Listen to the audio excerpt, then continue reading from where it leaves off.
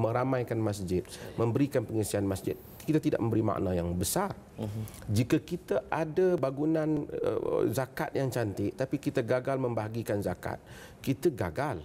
Jika kita ada bangunan yang hebat, harganya yang ratusan juta, dengan pengurusannya yang canggih, teknologi yang hebat, tetapi orang yang mengisi di dalamnya gagal memenuhi tuntutan-tuntutan keperluan rakyat, rasuah dan seumpamanya, ataupun pengurusan yang tidak baik, artinya kita gagal menuju maqasid itu. Kita gagal menuju maqasid itu. Umat Islam pada zaman Nabi SAW, hatta pada zaman Umar, dari segi pembangunan mereka masih lagi gagal untuk pembangunan zahir, fizikal. Mereka masih lagi gagal untuk menyaingi, maksud secara pembandingan tidak melebihi apa yang ada di Rom dan Parsi. Tetapi secara maknawinya, di sudut spiritualnya, di sudut semangatnya, di sudut inti kandungan kehidupan mereka, mereka berjaya akhirnya pergi ke hadapan. Saya selalu tertarik dengan apa yang disebut oleh Maulana Abul Hasan Ali An-Nadwi. Dia menulis satu buku tentang Kaifa Dakhala al-Arab at-Tarikh. Bagaimana orang Arab dapat memasuki pentas sejarah. Mereka memasuki pentas sejarah bukan kerana mereka dahulu tidak ada puisi, bila Islam datang mereka ada puisi. Bukan kerana dahulu mereka tidak ada penunggang kuda yang hebat, bila Islam datang baru mereka terlatih untuk jadi penunggang kuda yang hebat. Itu semua mereka ada, tapi mereka gagal untuk menggerakkan kehebatan itu, melainkan sehinggalah datangnya semangat yang diberikan oleh Islam, sehingga mereka akhirnya tahu menggunakan kehebatan mereka itu secara ta'arah. Itu maqasid di dalam pembangunan. Dan kita bimbang ramai orang bercakap tentang pembangunan, sibuk nak bina jalan yang cantik, bangunan yang cantik, tetapi di sebalik jalan yang cantik, bangunan yang cantik, orang miskin yang ramai yang tidak dapat makan dalam negara kita umpamanya. Ada orang yang tercicir dalam pendidikan kalau ada demikian umpamanya. Ada rasuah yang berlaku, wang rakyat yang tercicir. Kalau itu berlaku, maka artinya bangunan kita cantik tapi kezaliman berlaku secara langsung dan tidak langsung. Kita mesti jaga. Saya harap itu yang dimaksudkan oleh Perdana Menteri dan itu dapat kita tunaikan.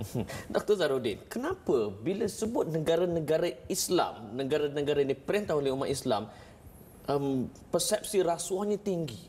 Apa lagi? Pasal ketinggalan kita dalam teknologi yang cukup dahsyat. Pasal kezaliman dalam pemerintahan pun negara Islam juga. Di mana silapnya? Adakah ini kita tidak memahami prinsip fani'mal mal salih fi yadi rajul salih? Doktor. Bismillahirrahmanirrahim. Walhamdulillahi wa bihi nasta'in. Baik. Jadi kalau kita lihat Global Transparency Index ya, tahun lepas dan mungkin tahun ini mungkin dah keluar. Memang betul, kalau saya lihat daripada persepsi rasuah dalam sesebuah negara yang diperintah oleh umat Islam yang paling bersih adalah Qatar. Itu pun pada tangga yang ke-28, 29. Sebelum itu paling tinggi lah tu. Paling bersih lah tu. Yang sebelum itu semuanya negara-negara yang diperintah ataupun oleh orang-orang yang bukan Islam. Adapun negara kita berada pada tahap yang 50 something lah, 50 lebih ya. Fikir sendirilah. 50 lebih. Baik, jadi walaupun itu bukan fakta, itu persepsi. Tapi persepsi itu didapati daripada sampling berjumpa dengan masyarakat. Jadi kenapa begitu, dan kemudian ada satu lagi Islamic Index yang dikeluarkan di New Zealand yang menunjukkan bahawa negara umat bukan Islam juga merupakan yang paling menepati Islamic Index. Islamic Index adalah dari sudut pembangunan yang boleh yang dikatakan quantifiable, yang boleh dilihat dengan material. Jadi oleh kerana itu kita lihat kesilapannya kalau kita sebagai orang agama biasanya kita akan melihat kepada akarnya. Akarnya sudah tentulah yang disebutkan oleh Allah Subhanahu Wa Taala, iaitulah tanah yang tidak baik akan menghasilkan illa nakida, akan melahirkan tumbuhan-tumbuhan yang buruk. Maka tanah itu umpama akidah, umpama keimanan kepada Allah. Sebab itulah bila mana umat Islam di negara umat Islam meninggalkan pelaksanaan Islam itu bukan hanya setakat ibadah khusus. Hari ini umat Islam di negara Islam dia buat ibadah khusus, dia buat masjid cantik, dia pergi mungkin solat berjemaah, itu pun dia buat juga. Tapi dari sudut fardu kifayah itu ditinggalkan sebahagiannya. Maka dijadilah syariatullah yang tiada sunnatullah. Negara barat dia ada sunnatullah, dia tidak ada syariatullah. Dia buat benda-benda teknikal yang perlukan kepakaran, dia buat research and development yang canggih, yang mahal, dia keluarkan semua resources dia. Akhirnya dia dapat tengok kereta-keretanya berkualiti, komputernya berkualiti. Tapi orangnya, institusi keluarganya masih bermasalah. Pengalaman saya duduk di United Kingdom dapat melihat jiran rumah sebelah saya pun partner dan hampir tiap hari bergaduh hampir setiap hari, dan kemudian ada anak-anak dan sistem kekeluargaan dan sistem keturunan mereka hancur kerana anaknya tak ada bapa, anaknya bapa sudah lain dan seumpamanya. Maka spiritual mereka habis, tetapi mereka ada at least sunnatullah. Yang umat Islam pula syariatullah pun agak lemah, sunnatullah pun lemah, akhirnya ketinggalan dari sudut kedua-duanya sekali. Wallahu a'lam. Baik, sebelum kita berhenti berehat, soalan saya cukup ringkas. Jawapannya pun ringkas, ya atau tidak. Kelemahan negara-negara umat Islam, adakah kerana kita ketandusan eksekutor ataupun pelaksana-pelaksana dasar yang bersifat amanah, ya atau tidak? Ya. Dr. Zarudin. Dan selepas ini saya akan tanya lebih lanjut, adakah Malaysia ada masalah sebegitu? Selepas ini di Pentas Bicara, jangan ke mana-mana.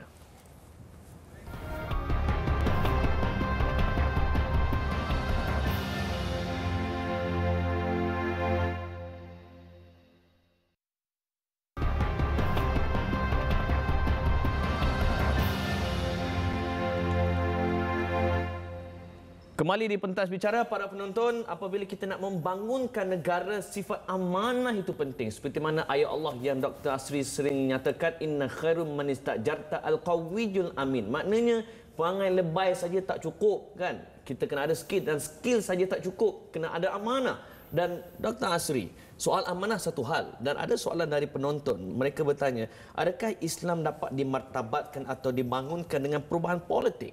Komen. Terima kasih. Politik satu elemen penting di dalam pembangunan dan menentukan sikap orang Islam. Kita lihat bagi negara orang Islam secara umumnya, di samping banyak elemen-elemen penting yang lain yang menentukan sikap dan keadaan pembangunan orang Islam, tapi isu politik sangat penting, kepimpinan khususnya. Sebab itu kita ada dalam soal nasbul imarah ataupun nasbul imamah, pelantikan imam itu, pelantikan pemimpin itu sesuatu yang dianggap penting di dalam pembahasan ilmu Islam. Kerana apabila kita salah melantik pemimpin, akan menyebabkan berlakunya salah percaturan terhadap kepimpinan. Kita tahu bahawa sebab itu dinamakan Al-Khulafa Ar-Rashidun. Kerana bukan saja dia itu khulafa, dia Rashidun, dia membimbing orang lain, memberikan, menyebabkan orang lain dapat kebaikan dengan terpimpin oleh mereka. Itu tujuan kepimpinan. Sebab itu dengan kita ada minyak yang banyak dalam dunia Islam, kita ada kekayaan, kita ada tenaga manusia yang banyak, rakyat yang kuat, bukan dibandingkan, tapi ke mana mereka semua pergi? Dia sagi semangat, kita lihat semangat orang Islam, kalau ada apa-apa isu sanggup buat demonstrasi sampai mati pun sanggup. Tetapi kenapa mereka tak dapat untuk digarapkan atau tak dapat dibangunkan tenaga mereka? Kerana mereka sentiasa menghadapi krisis politik, hilang kepercayaan kepada leadership, kepimpinan dalam dunia Islam. Dan sebab itu ini yang berlaku di Barat. Mereka pentingkan pemimpin yang amanah. Apabila naik, pemimpin ini akan menentukan pengurusan dana. Sebab itu saya selalu bertanya tentang apabila orang bercakap Islam dan pembangunan, kita tahu bahawa kita tidak boleh nafikan bahawa agama mempunyai kaitan dengan politik. Hatta Perancis yang cuba menafikan, bercakap tentang separation between religion and church, pun tidak dapat menafikan tentang latar sosial mereka itu ialah Roman Catholic. Hatta China yang cuba mengambil komunis sebagai latar negaranya, tidak dapat menafikan tentang Confucius itu sebagai sejarah mereka yang mempengaruhi tindakan mereka. Kita tak nafikan, tentu kita orang Islam tak menafikan hubungan agama dan politik. Tetapi kita sedang bertanya, apakah jenis hubungan yang kita nak? Kita bertanya tentang apakah jenis hubungan agama dan politik yang kita mahu? Adakah sekadar untuk menghiasi kepimpinan atau ia menjadi isi kandungan kepada politik kita? Kalau ia isi kandungan pada politik kita, ia akan membangunkan. Jika ia sekadar perhiasan, kita akan Punah menemui kegagalan. Agama akan menjadi bahan untuk digunakan sebagai senjata politik. Baik, Dr. Zahruddin, soal kita mempunyai sumber kekayaan cukup besar dan sumber kekayaan seperti minyak khususnya adalah dimiliki oleh umat Islam khususnya di Timur Tengah, termasuk Malaysia. Dan persoalannya, doktor, adakah ini satu cabaran sehingga menyebabkan di negara-negara Timur Tengah kau berebut, aku berebut, akhir sekali orang lain ambil. Dan kita kerugian malah kita mundur ke belakang sangat jauh. Dr. Zahruddin, komen.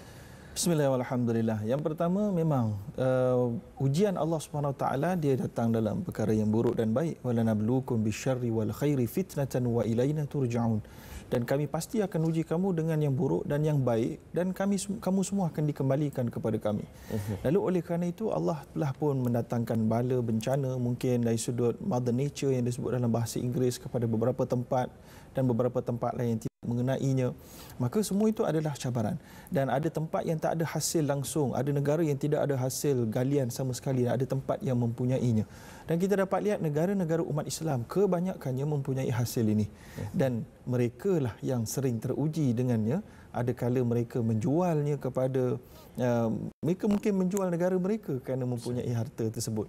Jadi inilah yang disebutkan juga oleh Nabi SAW, idza takhadha al-fai'u duwalan, apabila dijadikan harta-harta yang didapati daripada bukan peperangan daripada musuh, iaitu fight itu pada zaman Nabi SAW banyaknya, sebagai benda dualan, benda yang dia berputar di kalangan mereka, di kalangan segelintir masyarakat, di kalangan segelintir orang yang membuat kuasa dan polisi. Wal amanatu maghnaman, dan dijadikan pula amanah. Orang bagi kita amanah untuk buat satu kerja, kita jadikan dia peluang untuk mengkayakan diri kita dan kita melupakan orang lain. Dan juga wa zakatu maghraman, dijadikan zakat pula seolah macam cukai dan jadi permasalahan, ya. Wa tu'allima li ghairi din, dan dipelajari ilmu-ilmu li ghairi din, bukan kerana Allah, bukan kerana agama. Maka panjang senario yang Nabi beri, maka di hujung itu Nabi kata yartaqibu inda dhalik, maka pada ketika itu kamu tengoklah, perhatilah akan datangnya rihan hamra, iaitulah hari kiamat dah dekatlah maknanya. Jadi kita nak ceritakan ini adalah satu fenomena yang kita dapat lihat hari ini sudah berlaku, yang mana hasil minyak kita bimbang kalau dia tak sampai pada masyarakat sebagaimana di negara-negara sebahagian negara Arab dikuasai begitu hebat dan masyarakatnya begitu miskin. Di negara kita alhamdulillah Petronas masih lagi memberikan beberapa puluh bilion kepada kerajaan. Cuma Petronas mungkin kita boleh kata telah menjalankan amanah di situ. Bagaimana pula selepas itu? Adakah dia sampai kepada masyarakat? Mungkin kita kata sampai dari sudut kita berikan subsidi minyak, ada beberapa sen menjadikan masyarakat hari ini boleh bawa kenderaan, boleh bawa lori perniagaan dengan keadaan murah, maka menjadikan makanan asasi murah. Saya bersetuju subsidi pada ketika ini masih diperlukan kerana kualiti masyarakat hari ini belum mampu untuk compete secara skill. Maka pada ketika itu siasat syariahnya memang memerlukan demikian. Maka kita harapkan pengurusan minyak dan kekayaannya itu tidak masuk dalam apa yang Nabi kata tadi, dualan, berputar di kalangan kumpulan-kumpulan yang in favor kepada mereka dan tidaklah dijadikan sebagai maghnaman. Tapi Dr. Asri, kadang-kadang dilema juga pemimpin Islam ni bila mereka nak membangunkan negara supaya kelihatan bangunannya tinggi, apalagi fasilitinya canggih, kadang-kadang takut juga dilabel oleh mereka-mereka yang tak setuju sebagai pembaziran. Jadi kita nak seimbangkan di antara pembangunan dan pembaziran ini. Dengan pemerintah contohnya mungkin ada pembangkang kata ini membazir, macam ketika Tun Dr. Mahathir membina Putrajaya. Dan ramai pembangkang mengatakan ini pembaziran, ini projek mega yang tak apa-apa. Komen Dr. Asri. Terima kasih pengusi. Jika kita perlu satu pinggan nasi, kita order 3 pinggan, memanglah membazir. Tapi jika kita perlukan satu pinggan, kita order 1 pinggan, ataupun kita masak 1 pinggan, kita tidak membazir. Kalau kita perlu 2 pinggan, kita masak 2 pinggan, kita tak membazir. Bangunan yang besar, jika itulah keperluannya, kita tidak membazir. Kita tidak timbul masalah saiz bangunan, tapi kita bertanya, adakah itu keperluan kita? Jika itu keperluan kita, dan kemudian bagaimana kita menguruskan bangunan itu. Dan kita perlukan masyarakat yang berlaku tawar